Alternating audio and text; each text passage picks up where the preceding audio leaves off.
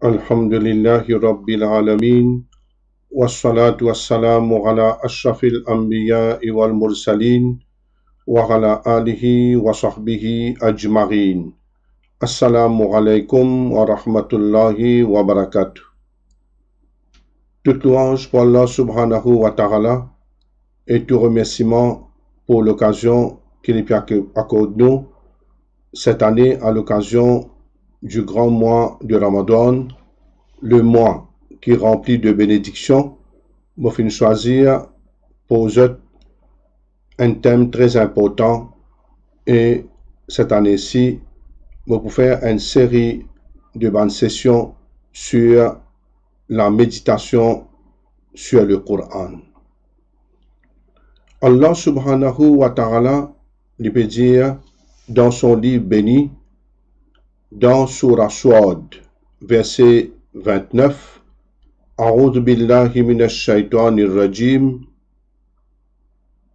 Kitabun anzalnahu ilayka mubarakun liyadabbaru ayatihi wa liyatazakkara ulul albab. Voici un livre qui nous fait faire descendre vers toi, afin qu'ils méditent sur ces versets et que les doués d'intelligence réfléchissent. Allah subhanahu wa ta'ala lui peut dire, voici un livre béni, et le livre béni, c'est le Coran, le dernier livre qui finit descendre sur terre, le dernier message qui finit descendre sur le dernier messager. Et Allah subhanahu wa ta'ala lui peut donner nous la raison pour laquelle il finit faire descendre ce livre, afin qu'il nous médite sur ces versets et les doués d'intelligence réfléchir. Le livre qui Allah subhanahu wa ta'ala fin faire descendre, c'est un livre en premier qui rempli de bénédictions. Rempli de bénédictions signifie qu'il y a beaucoup de bien. Un livre qui a beaucoup de bien pour l'humanité. Il y a dans ce livre-là, une abondance de connaissances, et dans ce livre-là, il y a une guidance pour tout égarement, et il y a un remède pour toute maladie. Il y a une lumière par laquelle le serviteur lui illumine le chemin de l'obscurité. S'il est dans l'obscurité, il gagne la lumière. À partir de ça ayat-là, nous trouvons que le Coran, c'est un livre qui n'est pas pareil comme les autres livres. Il n'y a aucune similarité. Il y a un livre qui renferme beaucoup de biens, lit de grandes valeurs, et ce livre-là, il amène beaucoup de solutions à un problème qui nous est dans la vie. Le grand Taberi, Al-Hassan al-Basri, il finit dire, me fait serment au nom d'Allah. La méditation sur le Coran n'est pas signifiée la mémorisation de toutes ces lettres. Lui dire à quoi sert qu'une personne lui apprend toutes les lettres du Coran et de l'autre côté, lui fin égare toutes ces lois et tous ces commandements.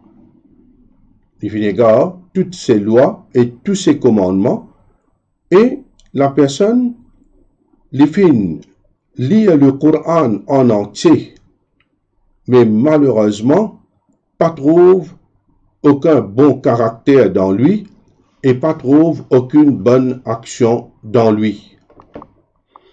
En d'autres mots, la méditation sur le Coran, il pas signifie qu'il y a une personne qui n'est que lire le Coran, il lit juste le Coran, mais seulement il pas faire aucune réflexion sur ces versets. Parce que la méditation, il y a une signification beaucoup plus vaste que ce qui, bonne personne, peut-être je pensais. Beaucoup de monde pensait que le Coran, c'est un livre qui juste mot lire, ou bien mot écouter. Quand on peut lire, mot écoute sa récitation. Non, lis pas ça du tout. Abdullah ibn Mas'ud, radiyallahu anhu, lui dit, quand une personne parmi nous, les types apprennent 10 versets du Coran, jamais les types traversent ces 10 versets-là tant qu'il n'est pas fini d'apprendre la signification de ces 10 versets-là. Et en même temps, ils mettent en pratique toutes ces lois. Ils mettent en pratique toutes ces lois. Donc, quand nous entendons parole de Abdullah ibn Mas'ud, nous trouvons que cette personne-là, façon qu'ils peut agir avec le Coran, n'est pas pareil comme nous trouvons de nos jours. Cette personne-là, je peux apprendre le Coran, je peux comprendre et je peux mettre dans la pratique. C'est ça qu'on appelle la méditation sur le Coran. Et nous capables arrivent à la conclusion que le prophète sallallahu alayhi wa sallam, méthode qu'il a servi pour enseigner les Sahaba, c'était une méthode qui tient 3 parties très importantes. Une, c'est la connaissance. 2, enseigne la signification des bons versets, fait comprendre le livre d'Allah subhanahu wa ta'ala et en même temps, je fais cette action selon le commandement, selon l'ordre que Allah subhanahu wa ta'ala fin donne. À partir de là, il est très important pour que le serviteur les comprenne qui ça veut dire, comment pour faire la méditation sur le Coran. Parce que Allah subhanahu wa ta'ala, il fin dire, comment nous fin trouver dans ce verset, qu'il fin faire descendre le Coran afin qu'ils méditent sur ces versets. Méditer sur ce verset, la méditation, c'est quoi? Il y a plusieurs façons que le serviteur l'y procéder. En premier, il a besoin de faire une réflexion sur la signification des versets.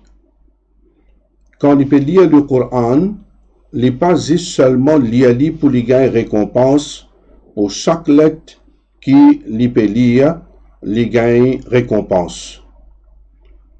Il n'est pas faire la lecture juste pour gagner récompense. En premier, il lit un mot et il comprend signification de ban mot dans le verset. Deuxième point, il réfléchit sur les enseignements qu'il y a dans ce verset. Qui Allah subhanahu wa ta'ala fin envie dire dans ce verset, qui Allah subhanahu wa ta'ala fin ordonne de faire dans ce verset. Il n'y a aucun doute, chaque parole d'Allah, chaque mot qu'il y a dans le Coran, il y a une signification, il y a une raison d'être et il y a l'enseignement là-dedans.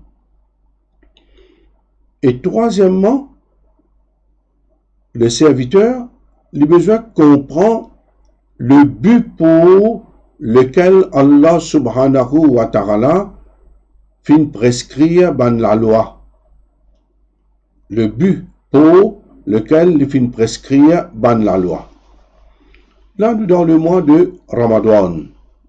Le mois de Ramadan, c'est un mois qui nous connaît très bien. Allah subhanahu wa ta'ala fin envie qui nous gagne taqwa. La'allakum tattaqoun, afin qu'ils se gagnent taqwa, afin qu'ils nous gagnent la piété. Le serviteur, le besoin prend sa ayat là, il a le méditer. Il comprend profondeur de sa ayat là, qui ça veut dire nous gagnons la piété, qui ça veut dire nous gagnons la crainte. Il besoin aller à le comprendre, à le chercher. Donc, chaque ayat qu'il y a dans le Coran, nous avons besoin de prendre le temps pour comprendre là. Il y a des efforts, il y a des ayat, il y a beaucoup d'efforts pour nous faire.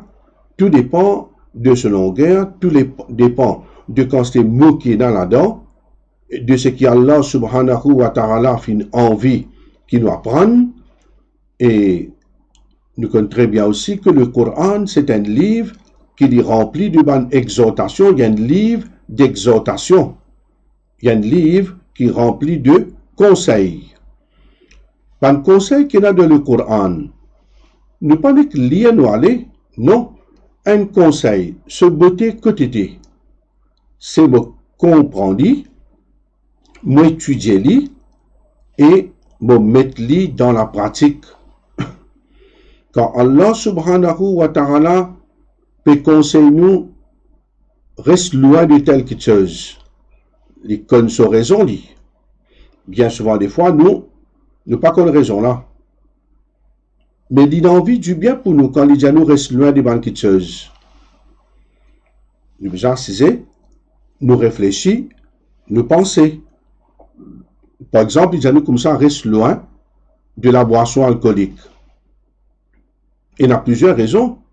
La boisson alcoolique, les finit nous-mêmes, les finit nous l'esprit. Et une fois que nous l'esprit infini dans nous, nous perdons un raisonnement, nous perdons l'identité humaine. Il y a plusieurs raisons encore qui fait interdit l'alcool pour nous. Et donc, un conseil qu'il y a dans le Coran, c'est quelque chose qui nous besoin apprendre et en même temps nous mettre dans la pratique parce qu'il y a un conseil. C'est l'important, ce beauté, c'est dans la pratique. C'est pas n'existe montagne un conseil, mais nous écouter, nous soumettre, nous obéir. Je vous trouve encore dans le Coran, Allah subhanahu wa ta'ala, il mentionne beaucoup ce nom. Le serviteur qui lui fait, là aussi, il fait une réflexion. Chaque nom Allah lui refléter au minimum un attribut, un qualificatif, ou plusieurs attributs.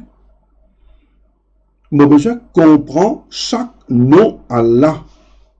Sinon, pas aucune importance. Par exemple, dire comme ça, Allah. Qui ça veut dire Allah? Il y a une signification. Nous besoin de sa signification là. Qui ça veut dire Allah? Quand Allah subhanahu wa ta'ala, il peut dire li Ar-Rahman. Il peut dire li Ar-Rahim. Ce nom-là, il y a une signification qui nous besoin d'aller à le redli, à le comprendre. Donc, nous besoin faire réflexion sur les noms d'Allah parce que chaque nom les signifie quelque chose et il est important pour nous qui faire. À chaque fois que nous adorons Allah, nous appelons Allah, nous appelons par ce nom approprié. Et je vous trouve dans le Coran, il y a beaucoup d'histoires. Nous avons besoin de faire une réflexion sur ce qui fait une traverse dans le peuple du passé.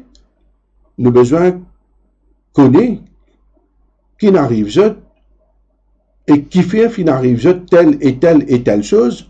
Allah subhanahu wa ta'ala raconte beaucoup des bonnes histoires, histoire des bonnes prophètes, comment ce peuple fin agir avec eux, et comment ce bon peuple là fin être détruit, et qui fait un jeune être détruit.